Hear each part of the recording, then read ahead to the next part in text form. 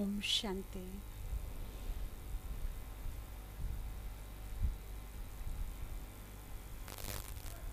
अनेक जन्मों की तपस्या का फल भगवान देने के लिए अब उपस्थित हुए हैं।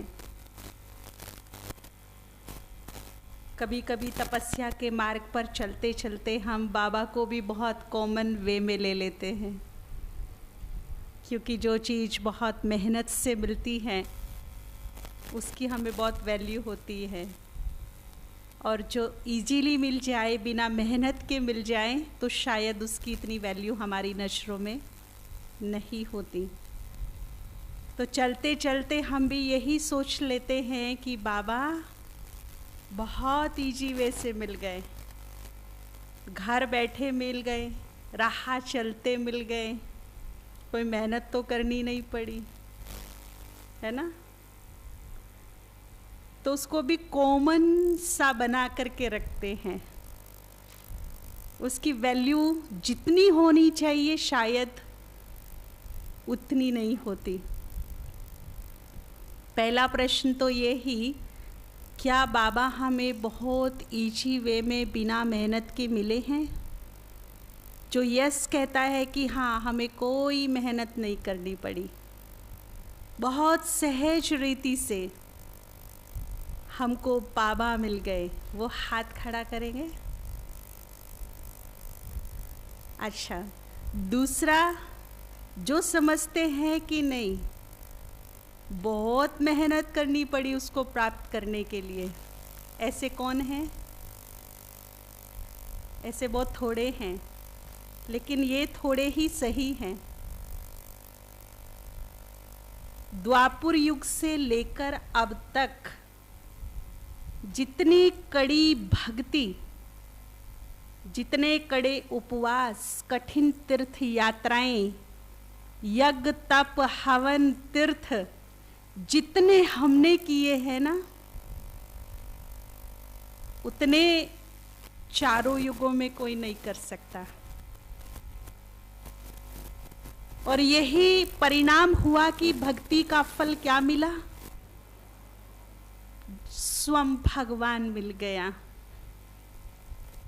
जिसने हमें जो रास्ता बताया। परमात्म सुख इस आत्मा में भरा था। द्वापर युग में जैसे ही दुख की फीलिंग शुरू हुई तो सुख का सागर कहीं ना कहीं याद आने लगा। हमारी तलाश शुरू हुई। किसी ने कहा कि हिमालय पर नंगे पैर चले जाइए, भगवान के दर्शन हो जाएंगे। हम नंगे पैर चले गए। किसी ने कहा कि कटरीली राहों पर जाइए तो शायद साक्षात्कार हो जाए, हमने वो भी किया। किसी ने कहा कि अच्छा 21 दिन ना निर्जल उपवास रखिए तो खुश होकर, प्रसन्न होकर भगवान दर्शन दे देंगे, वो भी किया। अच्छा ठीक है, नींद को, चैन को त्याग दीजिए, पूरी रात जागरण जगराता कीजिए तो शायद दर्शन हो जाए। अब दर्शनों की बात तो खत्म हो गई, बहुत कुछ कर लिया, दर्शन होते नहीं। फिर एक आशा जागी मन में कि चलो भगवान के दर्शन नहीं होते, उसके पैरों की धूल ही मिल जाए तो जीवन सफल हो जाए। उसके पद चिन्हों को ढूंढने में लग गई। यहाँ मिल जाए, वहाँ मिल जाए, इधर मिल जाए, उधर मिल जाए। अनेका अनेक जन्म इसी तड़फ में, इसी चाह में मैं जन्मी, और इसी चाह और तड़फ को लेकर के मेरी मृत्यु हो गई,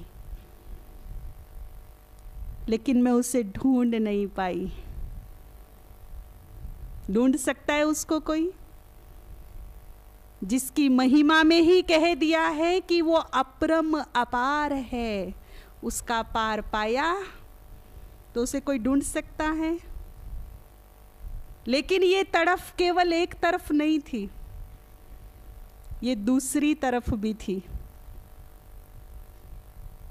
लेकिन दोनों ही ड्रामा के बंधन में बंधे हुए थे। आप सभी भी, बहुत सारे माता पिता बैठे हैं, कैसा रिश्ता है अपने बच्चों से आप सभी का? बच्चे घर की रौनक होते हैं, शोभा होते हैं, श्रृंगार होते हैं, भरा भरा रहता है घर। अगर किसी कारणवश उन्हें आपसे दूर जाना पड़ जाए, नौकरी करने, बिजनेस करने, पढ़ने, कैसा लगता है आपको? घर वीरान वीरान लगने लगता है, सूना सूना, मन भी नहीं लगता, लेकिन एक मजबूरी है ना? वो भी हमारा माता पिता है, केवल कहने के लिए नहीं, वास्तव में मेरा माता पिता है। अभी तक केवल गाया तुम मात पिता हम बालक तेरे, समझा नहीं, उसकी फीलिंग्स को कभी भांपा नहीं। जैसे हमारे बच्चों के प्रति हमारी फीलिंग्स होती है, दिल, भावनाएं, प्रेम, फर्ज, कर्तव्य, वैसी ही फीलिंग परम पिता की भी अपने बच्चों के प्रति होती है। बस फर्क इतना है कि हम शरीर के माता पिता हैं और वो आत्मा का माता पिता है, लेकिन है माता पिता। माता पिता के भाव उसके अंदर विराजमान हैं। जब उसका परम धाम खाली हुआ होगा, जब उसके लाडले, उसके नैनों के नूर, उसके सिर के ताज, उसके घर के श्रृंगार उससे दूर हो रहे होंगे, कैसा लग रहा होगा उसको? तड़प तो उधर भी थी, लेकिन एक समय, एक बंधन ऐसा है जिसे वो भी नहीं पार कर सकता। और जैसे ही ड्रामा में सीन आया तो उसने हमें ढूंढने में देरी नहीं की, 1 सेकंड में ढूंढ लिया। और ये साबित करता है कि मैं उसकी निगरानी में थी, इसीलिए ढूंढने में 1 सेकंड की भी देरी नहीं की। चाहे कितना भी पिछड़ा से पिछड़ा गांव का एक कोना है, वहां से भी निकाल लिया, है ना? कहां कहां से उसके छुपे हुए रतन निकल करके आगे आ गए। किसने ढूंढा? इजीली मिला क्या? कितने जन्म लगा दिए हमने उसको तलाशने में, पुकारने में, ढूंढने में। कितनी ये आंखें रोई, बस आंखें बंद की, मृत्यु को प्राप्त हुए तो उसका ही नाम जपते हुए, आंखें खुली तो उसकी ही फिर तलाश शुरू। दीवानों की तरह ढूंढ रहे थे हम उसे, इजीली नहीं मिला है वो हमको, बहुत मेहनत की है, भक्ति की चरम सीमा पार की है हम सभी ने, जिसका फल भगवान ने आकर के सत्य ज्ञान का प्रकाश दिया।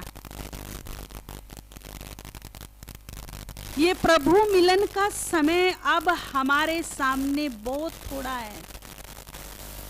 देखिए, एक टाइम था जब ब्रह्मा कुमारीश के ऊपर लोग बड़े हंसा करते थे, मजाक लेते थे, चुटकियां कसते थे। देखो, ये ब्रह्मा कुमारियां जब भी मुंह खोलती है ना, अशुभ अशुभ बोलती है, महाविनाश होगा, दुनिया खत्म हो जाएगी, ये हो जाएगा, वो हो जाएगा। परंतु समय बड़ा बलवान है। आज समय ने ऐसी करवट बदली है कि ब्रह्मा कुमारी तो चुप है, विनाश के बारे में वो कोई बातें नहीं करते। पहले जो कर ली सो कर ली, लेकिन अभी वो मोस्टली चुप रहती हैं। उनका बहुत बड़ा काम संभाल लिया है बड़े बड़े साइंटिस्ट ने, बड़े बड़े ज्योतिष आचार्य ने, मीडिया ने। आज साइंटिस्ट बता रहे हैं कि अगर हालात यही बने रहे तो इस सृष्टि का महाविनाश होने से कोई नहीं रोक सकता।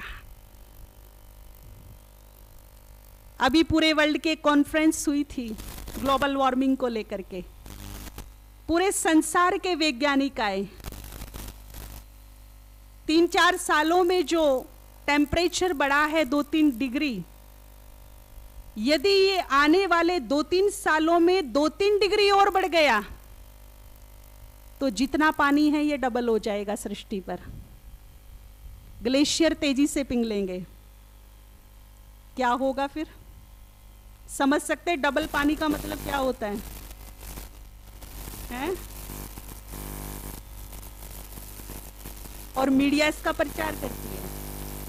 देखिए कोई ना कोई न्यूज चैनल पे ऐसी ऐसी घटनाएं दिखाते रहते हैं, सीरिया में ये हो गया, इराक में ये हो गया, रूस ये तैयारी कर रहा है, अमेरिका वो तैयारी कर रहा है, और एक और नया अभी हिटलर पैदा हो गया है। कहां पर है?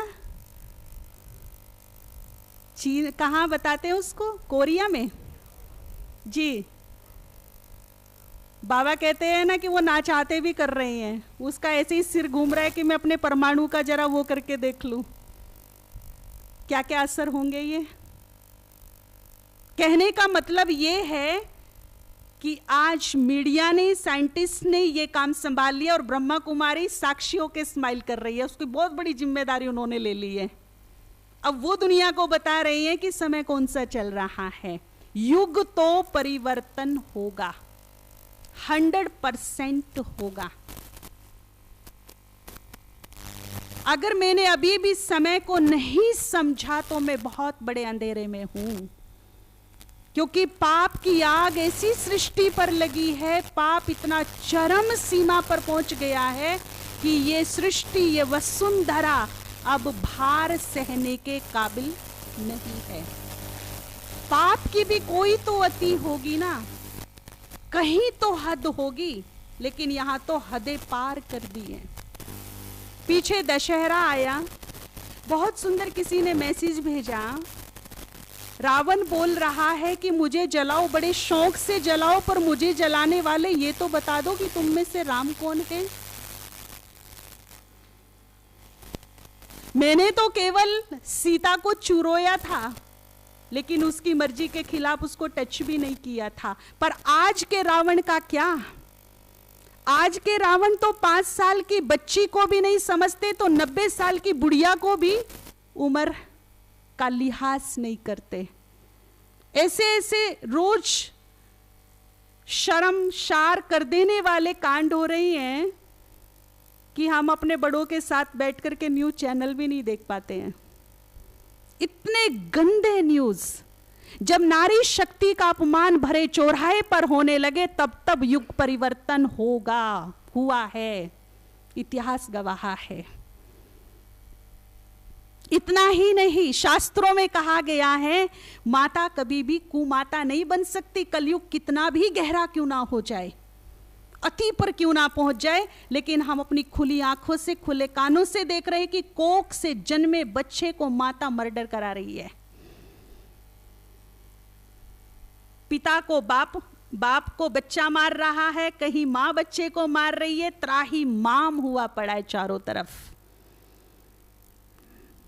कुछ देशों में ऐसी खौफनाक न्यूज सुनी, कुछ महिलाएं गर्भ धारण करती हैं, जब वो 3-4 मास का होता है वो उसको बेच देती हैं।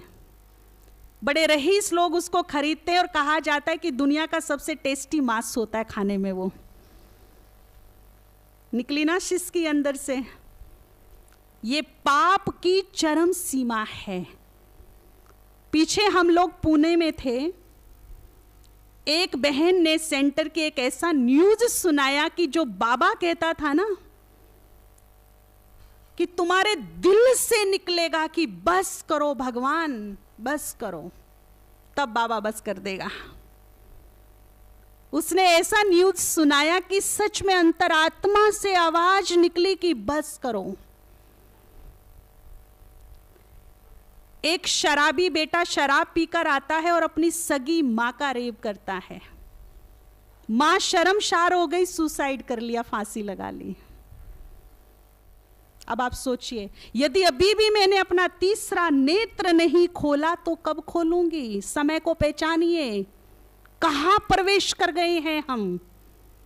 ये कलयुग अब अति से भी अति के ऊपर पहुंच चुका है। इसका विनाश तो होगा, इसे कोई नहीं रोक सकता। लेकिन उससे पहले मुझे क्या करना है? मुझे क्या करना है? जिन्हें भगवान मिल गए, आज मैं आपको एक भविष्यवाणी करके जाती हूं। एक दिन आएगा जब आप याद करेंगे कि बहन ने कुछ बोला था। एक दिन आएगा जब आपके दरवाजों पर हजारों लोगों की भीड़ लगेगी, वो केवल आपके नेत्रों को देखने आएंगे। हमें केवल वो आंखें दिखा दो जिन आंखों ने भगवान के दर्शन किए, भगवान के अवतरण को देखा, केवल वो आंखों के दर्शन करा दो। वो केवल इन कानों को देखकर धन्य धन्य हो जाएंगे कि ये कान तो दिखा दो जिन्होंने डायरेक्ट भगवान से गीता ज्ञान सुना। इतनी वैल्यू बढ़ेगी, उसके लिए अपने को तैयार करना है मुझे। आपके दरवाजे पर एक प्यासे की तरह व्यक्ति आकर खड़ा होगा, आपकी एक सेकंड की दृष्टि उन्हें मुक्ति, जीवन मुक्ति प्रदान कर सके, उनके दुख हर सके, उन्हें राहत दे सके, आत्माओं को ऊपर उड़ान भरा सके। अब उसके लिए मुझे तैयार करना है, क्योंकि पता नहीं कब कौन सा पल मेरे सामने ऐसा उपस्थित हो जाए जब बाबा पुनः 5000 साल के लिए बाय बाय बोल दे। अच्छा बच्चे, 5000 वर्ष के बाद पुनः सोचिए वो समय कैसा होगा। और ये पल, ये क्षण अब कभी भी आ सकता है। स्पष्ट शब्दों में बाबा ने बोला था, बाबा के जाने का जब समय आएगा तो उसने सिम्टम बताया क्या होगा। शांति का सागर पूरा ज्ञान देकर धीरे धीरे शांत होने लगेगा। मतलब समझ जाइए कि अब उसके विश्राम का समय आ गया। बहुत कीमती पल मेरे बीच से गुजर रहे हैं। अब हर प्रकार की उलझन को छोड़कर, अपने चित्त को शांत करके, तीसरे नेत्र को खोलकर मैं प्रभु प्यार में खुद को मगन कर दूं, उससे वो सब कुछ ले लूं जिसके लिए मैंने इतने जन्मों तक भक्ति की तलाश की, उसकी अधूरी ना रह जाऊं, भरपूर होकर जाऊं। और जब वो जाए तो मैं बड़े गर्व से कहूं, जैसे घर में कोई बड़ा बुजुर्ग होता है, 80 साल तक उसने इतना कमाया, इतनी मेहनत की, अब बच्चे बड़े हो गए, लायक हो गए, तो उन बच्चों का फर्ज बनता है कि उनको बोले कि आपने अपनी जिम्मेदारी बाखूबी निभा दी, अब आप बैठे रहिए, अपना आशीर्वाद बनाए रखिए, हमें दुआएं दीजिए, आगे की जिम्मेदारी हम पूरी करेंगे। कौन है ऐसा जो बाबा को ऐसे बोल सकता है? हैं? बाबा आपने बहुत कर लिया, अब केवल आप हमें आशीर्वाद दीजिए, दुआएं दीजिए, बचा हुआ कार्य आपके लायक बच्चे करेंगे।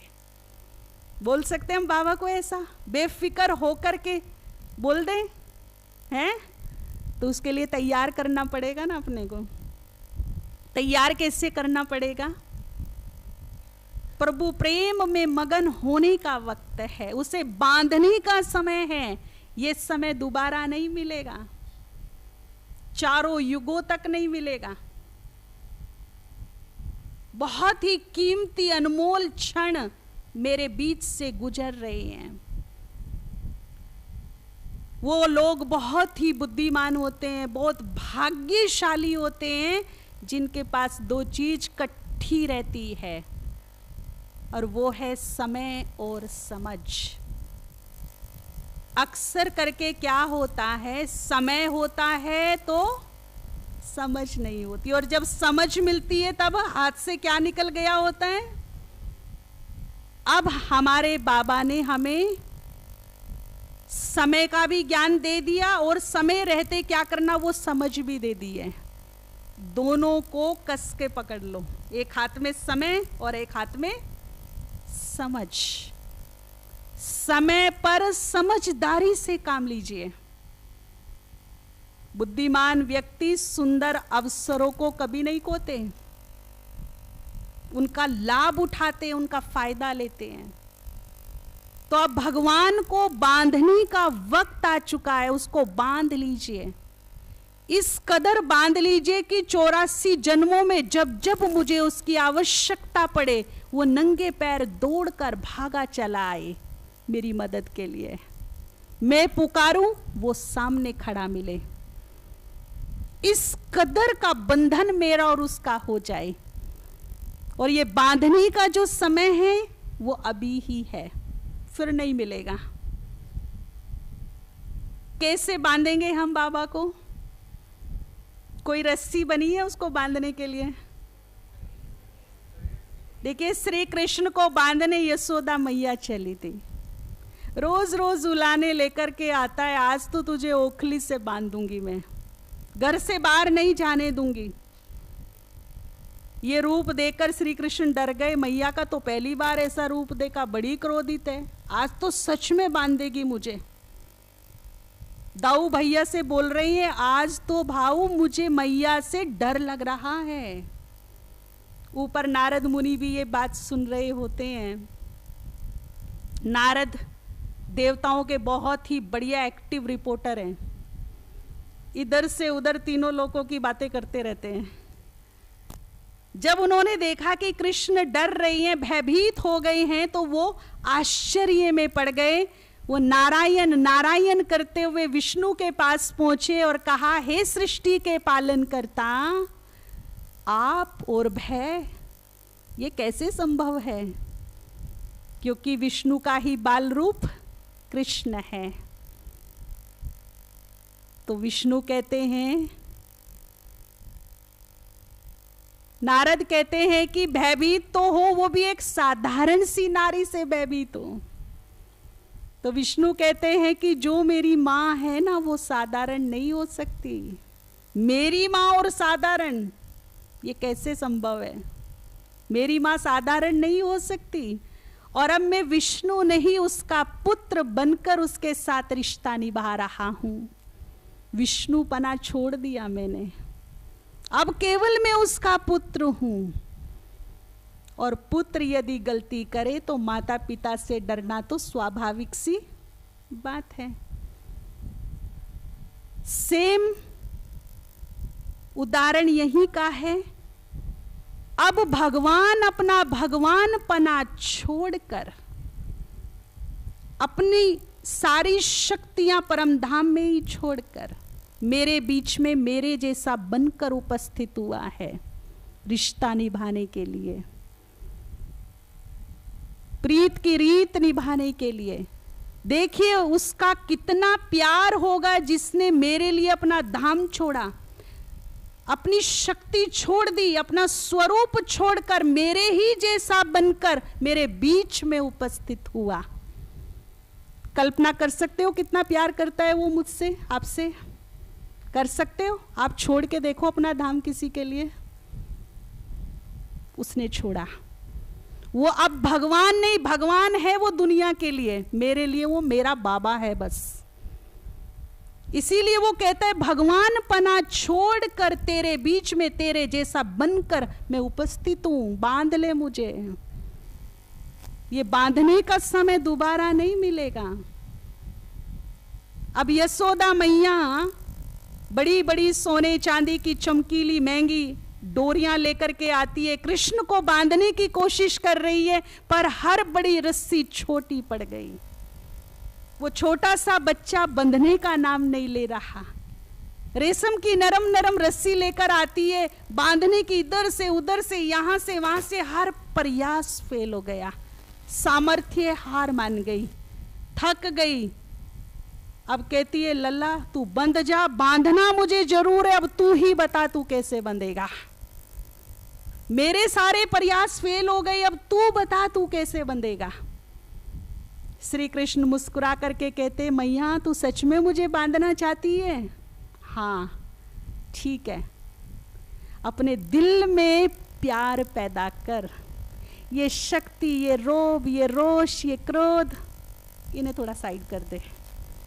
दिल में थोड़ा प्यार पैदा कर, होठों पे मुस्कुराहट ला। तेरे आंचल से बंध जाऊंगा, रस्सियों की जरूरत ही नहीं है, तेरे आंचल से बंध जाऊंगा मैं। लेकिन कैसे बंधूंगा? है प्यार पैदा कर। मेरे को बांधने का मात्र एक ही तरीका है, वो है दिल का सच्चा प्यार। बड़ी वंडरफुल घटना हो रही है सृष्टि पर कि इस सृष्टि का पालक, पालन करता जिसको कहा जाता है, जो पूरी सृष्टि को पाल रहा है, वो खुद भूखा है। कभी सुना? एक भाई रोज 500 लोगों को भोजन कराता और खुद भूखा रहता हो?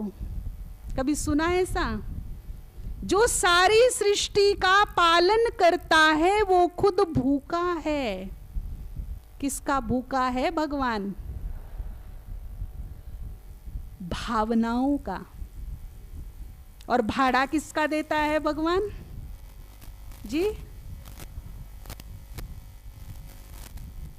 किसका भाड़ा देता है भगवान? सोने चांदी का, रुपये पैसे का, पद पोजीशन का, रुतबे का?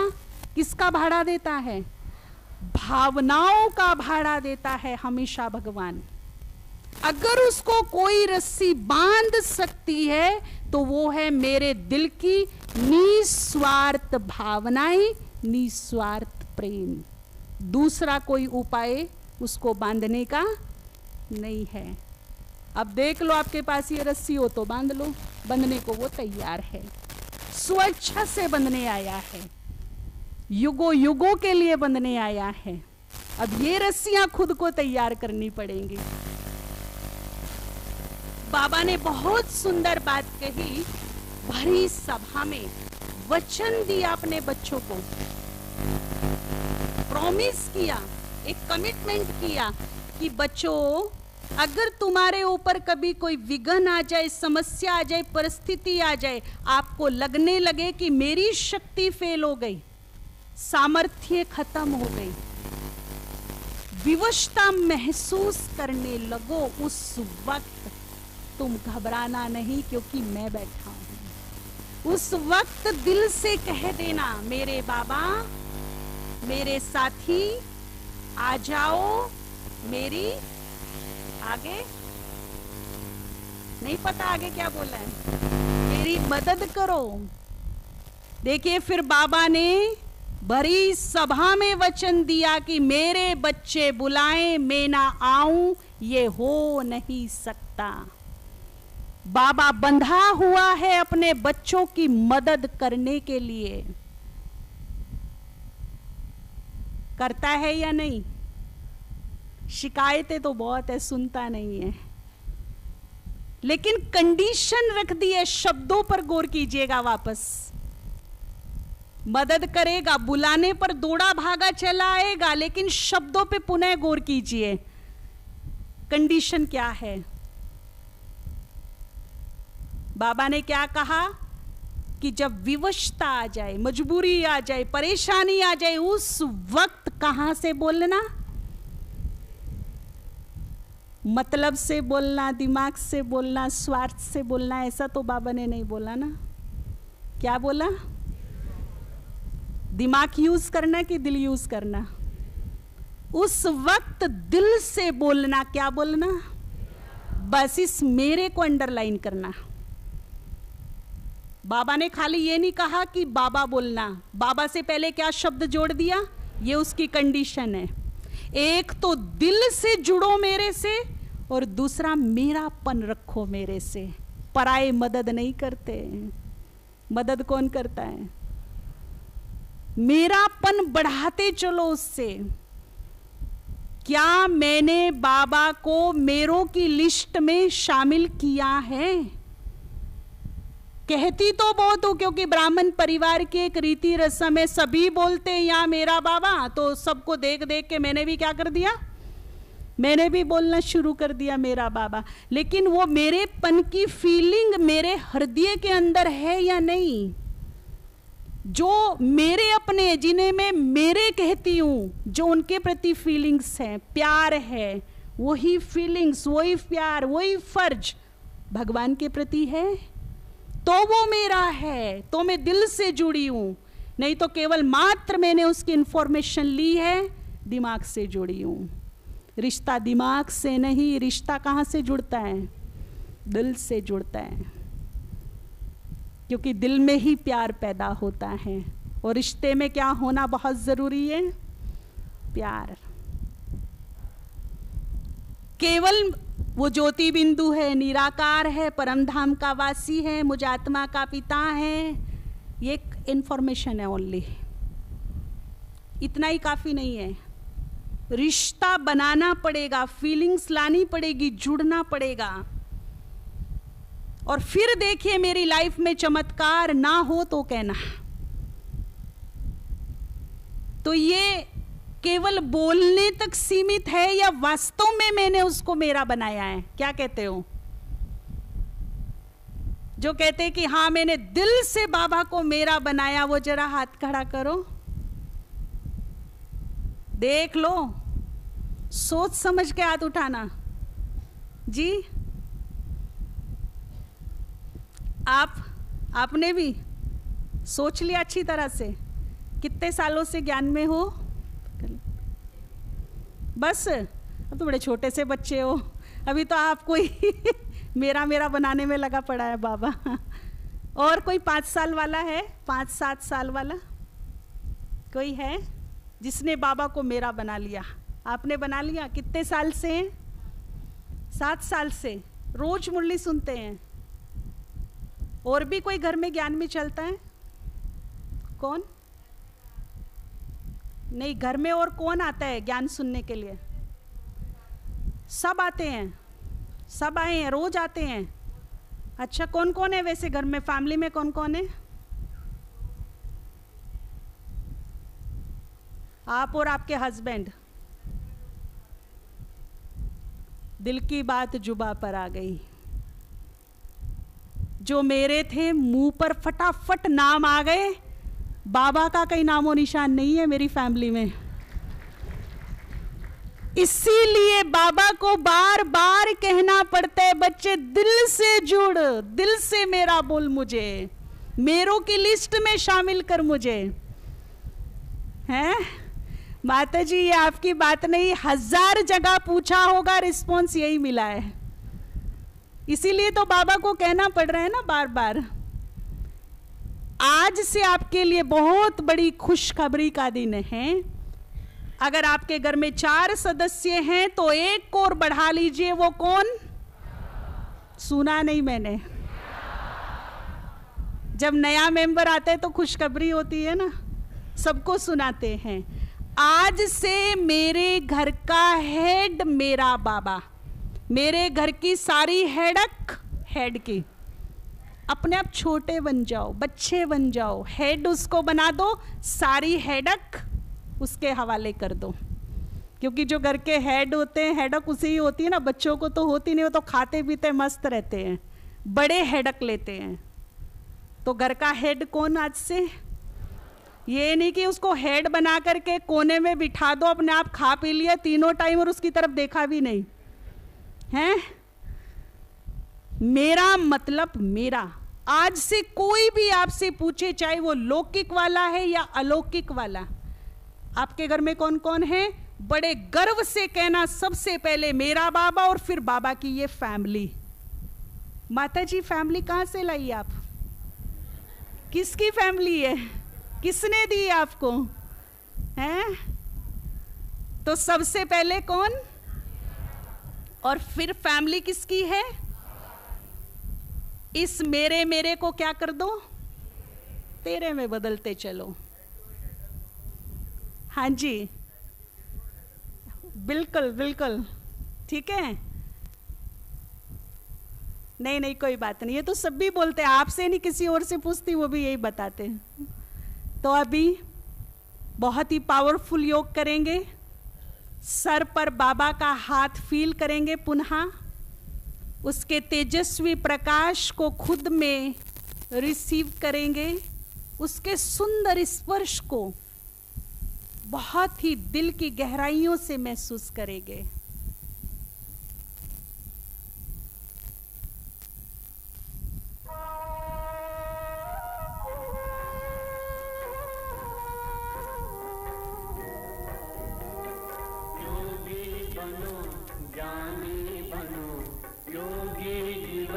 प्यारा योगी बनो, ज्ञानी बनो, योगी जीवन है प्यारा।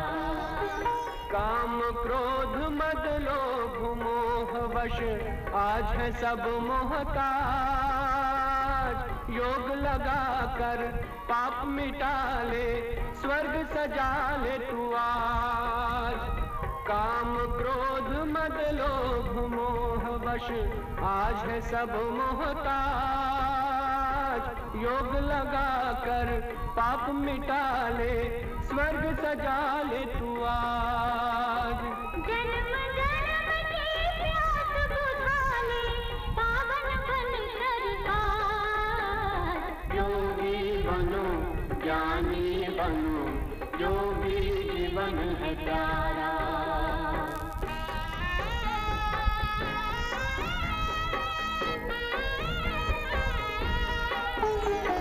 संगम युग में परम पिता शिव कहते हैं राज। तू है एक अविनाशी आत्मा, सुन लो मेरी आवाज। संगम युग में परम पिता शिव कहते हैं राज। तू है एक अविनाशी आत्मा, सुन लो मेरी आवाज। सुख शांति और पावनता से झोले भर लो आज। योगी बनो ज्ञानी बनो, योगी जीवन है प्यारा।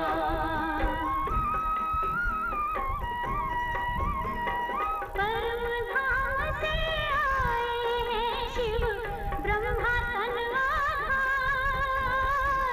मुक्ति और जीवन मुक्ति का जन्म सिद्ध अधिकार। परम धाम से आए हैं शिव ब्रह्मा तन आधार। मुक्ति और जीवन मुक्ति का जन्म सिद्ध अधिकार। चल ओम शांति। तो ये 2 कंडीशन हम फॉलो करें और बाबा अपना प्रॉमिस 100% निभाएगा, क्योंकि उसने भरी सभा में डंके की चोट पर प्रॉमिस किया है। इस सभा में जितने भी भाई बहन बैठे हैं सभी मोस्टली अपने वचन की लाज रखते हो कि नहीं, या प्रॉमिस दे करके तोड़ देते हो? हमारा पूरा प्रयास रहता है कि जो मैंने प्रॉमिस किसी को किया है वो मैं पूरा करूं। भगवान तोड़ेगा वचन? वो जुबान दे करके पलट जाएगा क्या? नहीं ना, नहीं। वो अपने प्रॉमिस को 100% पूरा करेगा। तो मेरा कौन? वैसे देखिए हम बहुत बड़ी गलत फहमी में जीते हैं, जिसे हम मेरा मेरा मेरा मेरा समझते रहते हैं ना, वो केवल एक भ्रम है। किसी से मेरा रिश्ता 50 साल का है, किसी से 70 साल का, किसी से कितना, पता नहीं कब कौन कहाँ मेरा हाथ साथ छोड़कर चल दे। कोई श्योरिटी है क्या? और जिन्हें मैं मेरा कहती हूँ वो कितने मेरे हैं? पीछे हम लोगों का जाना इंदौर में हुआ, इंदौर जोन का, सारे जोन का भट्टी था वहाँ पर। एक माता जो बुजुर्ग थी वो बाई जी को मिलने के लिए आई। इतनी रो रही थी, उसके चोटों के निशान चेहरे पर दिख रहे थे। बाई जी को अपनी क्लास के लिए जाना था, तो मुझे बोला आप इस माता को थोड़ा सांत्वना दीजिए, संभालो, सुनो इसकी क्या हुआ। तो मैंने पूछा माता जी क्या हुआ? अभी जनवरी की बात है। माता ने कहा कि मेरा 4 साल का बच्चा था जब उसका पिता गुजर गया। किसी ने मुझे साथ नहीं दिया, मैंने मेहनत मजदूरी करके अपने बच्चे को बड़ा किया, पढ़ाया लिखाया, लायक बनाया और उसे एक दुकान भी खोल करके दे दी। 20-22 साल का हुआ तो पता चला कि उसकी दोनों किडनी खराब हो गई। माता ने अपना एक गुर्दा निकाल करके उसे दे दिया। अब उसने लव मैरिज कर ली है, बहु फ्रीडम फाइटर है, लड़े तो भी काम चल जाए। माता थोड़ा थोड़ा सेंटर पर आना शुरू किया है। उसने प्याज खाना बंद कर दिया तो उसकी सब्जी में चोरी से प्याज डाल देती है। माता ने अपना चूल्हा अपने कमरे में रख लिया उठा कर कि मैं इधर ही बना लूँगी, तुम लोग अपना बनाओ, जैसा खाना खाओ, मुझे माफ़ करो। ये बात उसको अच्छी नहीं लगी तो बेटे से उसके चूल्हे वूल्हे बर्तन सब बाहर फिकवा दिए, और इतना ही नहीं उसको मारा भी दोनों ने मिल करके। और ये कहानी रोज उसके साथ होने लगी। हाथ पांव से जो भी सामने आए उस माता को मारते हैं दोनों मिलकर के। कैसा बेटा है वो, कैसी मां है वो, सोचिए। अकेले जन्म तो दिया, जीवन भी दिया, मरने लगा तो अपने शरीर का अंग भी दिया। मेरा बेटा है। और बेटा क्या कर रहा है, क्या कर रहा है बेटा? इन्हें मैं मेरा कहती हूं। इन मेरों के लिए मेरे प्राण तक हाजिर है। सब कुछ सर्वस्व सुहा कर दूं इन मेरों के लिए। अगर इतना मैं इन मेरों के लिए कर सकती हूं तो इतना सा भगवान के लिए नहीं कर सकती क्या? एक बूढ़ा रोते हुए सड़क पे जा रहा था, यंग बेटा पीछे पीछे आ रहा था वृद्धाश्रम छोड़ने के लिए। वृद्धाश्रम में पहुंचा तो उसका ओनर बाहर निकल के आया और वो उस बूढ़े को देख करके हंसने लगा। आखिर आ ही गया तू यहां पर। उसने कहा मैं तुझे अंदर बाद में लेके जाऊं, पहले तेरे बेटे से मिल लूं एक बार। बेटे को साइड में लेकर गया और कहा कि ये जो तुम वृद्धाश्रम देख रहे हो ना, यहाँ एक दिन कूड़ा करकट पड़ा रहता था, कीचड़ पड़ा रहता था, और इस कूड़े करकट में एक मैले कुचैले कपड़े में लिपटा हुआ तुम यहाँ पड़ा था एक दिन। कुत्ते तुम्हें चारों तरफ से खींच रहे थे, और जिसे तुम वृद्धाश्रम में छोड़ने के लिए आए हो ना, ये भला मानस तुम्हें यहाँ से उठाकर अपनी गोद में लेकर अपने घर गया। इसने शादी तक नहीं की तेरे लिए, और तू क्या कर रहा है? तुझे इसने नाम दिया, घर दिया, शोहरत दी, वारिस बनाया, और तूने क्या किया? तू क्या कर रहा है? तू उसके भाई का बेटा नहीं है। तू तो यहां पड़ा था, यहां से उठाकर ले गया था ये तुझे। शर्म आनी चाहिए। ये कलयुग की संतान है, इनसे यही अपेक्षा रखी जा सकती है। इससे अधिक घर घर की कहानी है, किसी की ओपन रह जाती, किसी की छुप जाती है। कम से कम यहां जो बाबा के बच्चे बैठे हैं, जिन्होंने देवत्व को धारण करना है, वो अपने बड़े बुजुर्गों के साथ ऐसा व्यवहार ना करें। कहां कसर छोड़ी है उन्होंने? और कुछ नहीं दे सकते, केवल उनको मान सम्मान तो दीजिए, उनका आशीर्वाद तो लीजिए, दुआएं तो लीजिए। सब कुछ तो दे दिया उन्होंने। अब आपकी बारी है, उनकी बारी तो खत्म हो गई। भले कोई वृक्ष फल ना दे रहा हो, छांव तो दे रहा है ना। अपने बड़ों का सम्मान जरूर कीजिए, नहीं तो जो आप अपने बड़ों के साथ कर रही हैं, आज से ही तैयार हो जाइए, कल आपके साथ भी सेम वैसा ही होगा। अपने बड़ों को रिस्पेक्ट देना बाबा को बिल्कुल अच्छा नहीं लगता। कोई अपने बुजुर्गों को, अपने बड़ों को परेशान करे, तंग करे, उन्हें नौकर की तरह बना करके रखे, उनका अपमान करे, उनकी रोटी गिने। हद करते हैं आजकल के बच्चे। माँ को तू रख ले, बाप को मैं रख लूंगा। गरीब से गरीब झोपड़ी में रहने वाले मजदूर माँ बाप 7 बच्चों को पाल लेते हैं, अपने पेट पे पट्टी बांध करके 7 बच्चों का भरपेट करके तब सुलाते हैं, और जब 7 बच्चे यंग होते हैं तो वो बंटवारा करते हैं। धिक्कार है ऐसी संतान पर। कम से कम जो बाबा के बच्चे हैं, जो देवत्व को प्राप्त करने जा रही हैं, देवता बनने जा रही हैं, उन्हें एक ऐसी मिसाल कायम करनी चाहिए कि बुजुर्गों का सम्मान क्या होता है, हमारे घर में चल के देखो। इतना तो कर सकते हैं ना, ये भी बाबा का नाम रोशन करने वाली बात है। या नहीं हो सकता? या बोझ लगते हैं बूढ़े? जी, बोझ लगते हैं क्या? नहीं, बहुत बड़े आशीर्वाद का कारण बनते हैं, दुआओं का कारण बनते हैं। सबसे बड़ी दौलत ही तो दुआएं हैं। तो मैं कह रही थी, मेरा कौन?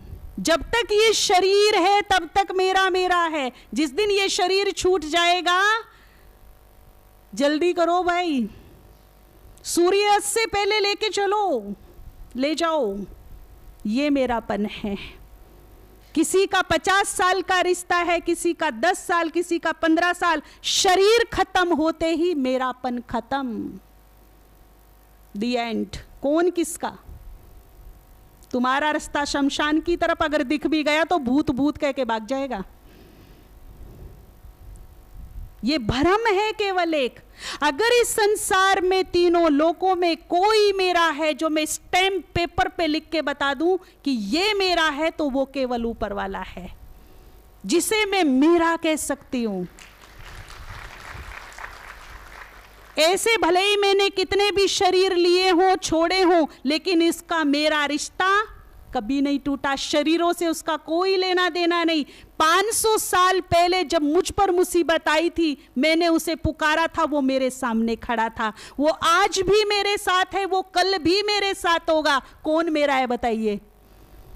किसे मैं मेरा कह सकती हूं? है ना वो ऊपर वाला मेरा। कितने भी जन्म ले लीजिए, उसका मेरा रिश्ता आज भी है, कल भी था, आने वाले कल भी होगा। इस रिश्ते को कोई नहीं तोड़ सकता, क्योंकि वो भी अविनाशी है, मैं भी अविनाशी हूं। रिश्ता भी क्या है? युगों युगों के साथी है। ये साथ कभी नहीं